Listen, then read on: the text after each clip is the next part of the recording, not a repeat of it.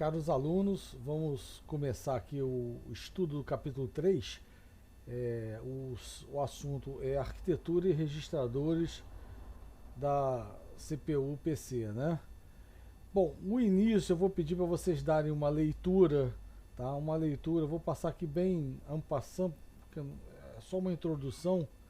Os componentes básicos de um processador de uma arquitetura genérica de von Neumann, né? Então, alguns conceitos básicos. Barramento de dados são as linhas elétricas, né, por onde vão trafegar os dados entre microprocessadores e dispositivos de memória, dispositivos periféricos, ou bota aí até internamente entre microprocessadores, né? Barramento de endereços, que é um conceito, é um barramento pelo qual os sinais que vão designar o endereço da memória ou do periférico acessado, eles circulam, né? O terceiro conceito, esse barramento de dados, endereço a gente já tinha abordado até no capítulo anterior. O terceiro conceito, ROM de inicialização, né? Bom, essa é a memória que vai conter o firmware da máquina, ou seja, que vai ter o programa básico, né?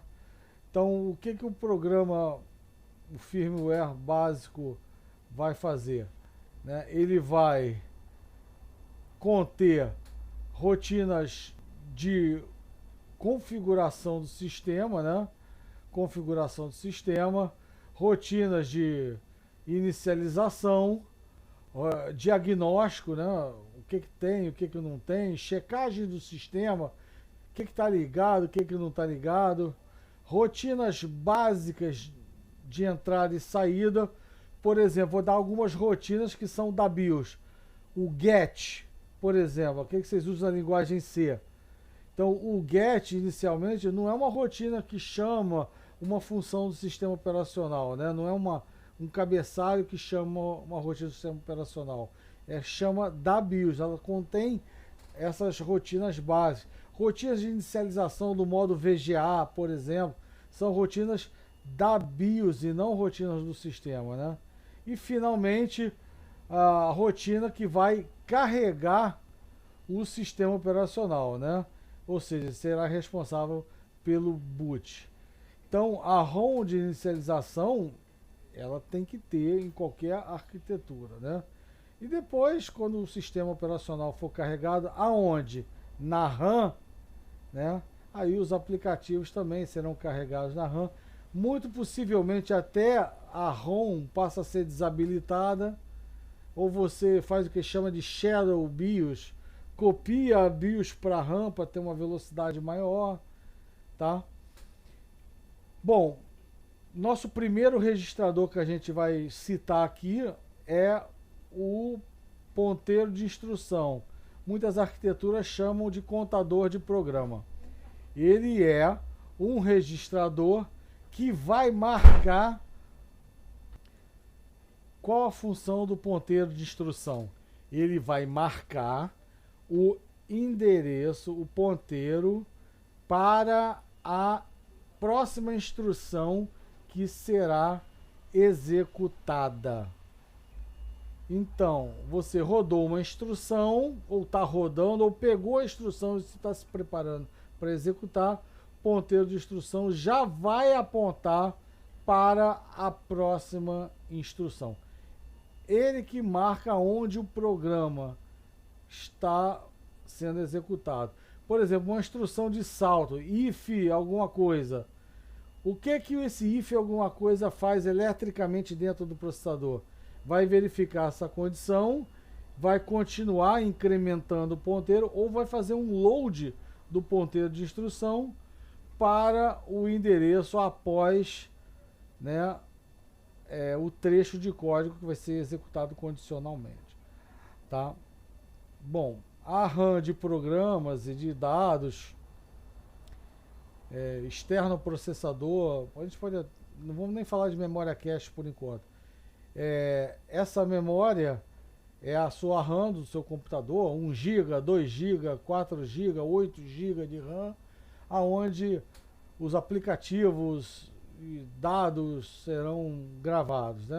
A região de memória que será alocada e disponibilizada pelo sistema operacional. Os nossos dispositivos de entrada e saída, nossos dispositivos de entrada e saída são os nossos periféricos. Então, se você tem um mapeamento de memória, endereço 0 até um endereço 4 GB de memória, num processador de 32 bits, por exemplo, você tem uma região de endereços de dispositivos periféricos. Na família PC, o espaço de periféricos é de 64K, 65.536, 64K endereços. E aí cada periférico ele vai num endereço diferente. Alguns endereços são fixos dentro da arquitetura e outros são informados pelo sistema operacional. Ele avisa o periférico, você é o endereço tal, e acabou, tá? E se adapte. Exemplos de periféricos: controlador de teclado, o endereço dele é 61. Interface serial, o mouse, interface de HD, porta paralela, placa de vídeo, controlador USB, controlador PCI, interface de áudio, controlador de rede, temporizador. O temporizador está nos endereços de 40 a 43. Controlador interrupções, ele está no 20, 21, A0 e A1. Esses controladores mais tradicionais, eles herdaram desde 1984 o endereço deles. Foi sendo propagado e compatível até os dias de hoje. E esses periféricos mais novos, controlador USB, isso da década de 90 em diante, que eu chamo de mais novos, né? Desde quando surgiu um plug and play, os endereços deles vão ser atribuídos. A gente tem um capítulo, a gente vai ver essa parte de plug and play lá no capítulo de PCI, tá? Lá no capítulo, acho que é o capítulo 10. A gente vai ver lá. E a gente tem também os registradores de finalidade geral. São registradores para rascunho. Eu fiz, por exemplo, um exemplo no capítulo anterior. I igual a J. Como é que você compila? Você pega o J, joga num registrador de rascunho interno na CPU e pega depois o valor desse registrador de rascunho e joga para o endereço da variável I.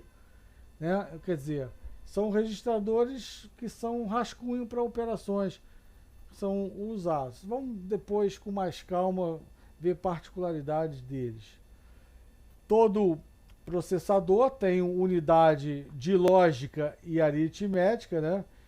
Que faz conta, soma, subtração, multiplicação, divisão, operação ou bit a bit, tá? Teste, tá? Ou bit a bit, end bit a bit, or bit a bit, shor bit a bit, inverte, faz o complemento 1, né? Do número, né? Ou o complemento 2, tá? Tem operação unidade de ponto flutuante, que até o 386 era um processador externo à CPU x86, era a CPU x87, o 8086 tinha um coprocessador externo, eram dois, 8087, o 386 tinha o 387, 286 tinha o 287. Então, a partir do 486, o coprocessador matemático, ou seja, responsável pelas operações matemáticas com ponto flutuante, ele foi incorporado dentro da CPU. Eu vou citar também os registradores de bandeiras, né? São registradores que marcam algumas características das últimas operações matemáticas, né? A menos B, eu faço essa conta. Aí esse ZF, ele vai dizer se o resultado deu ou não deu zero. Esse de sinal, deu ou não deu negativo. Deu ou não deu carry, a última conta. Overflow, paridade e por aí vai. A gente vai entrar mais em detalhes daqui a pouquinho. Registradores de segmento passo, daqui a pouco a gente Entra, né? Foi muito importante no DOS. Caiu de importância no modo protegido e ficou totalmente descartado em modo longo 64 bits. Tá? Bom, o que seria o controle, o pipeline? Seria um conjunto de circuitos capaz de organizar a execução de instruções. Ele vai lá na memória, pega algumas instruções, traz para dentro, executa, paraleliza. Cada processador tem uma forma de executar diferente, um desempenho diferente, tá bom? Esse primeiro vídeo foi introdutório, a gente vai começar a arquitetura x86 propriamente dita a partir do segundo vídeo. Forte abraço.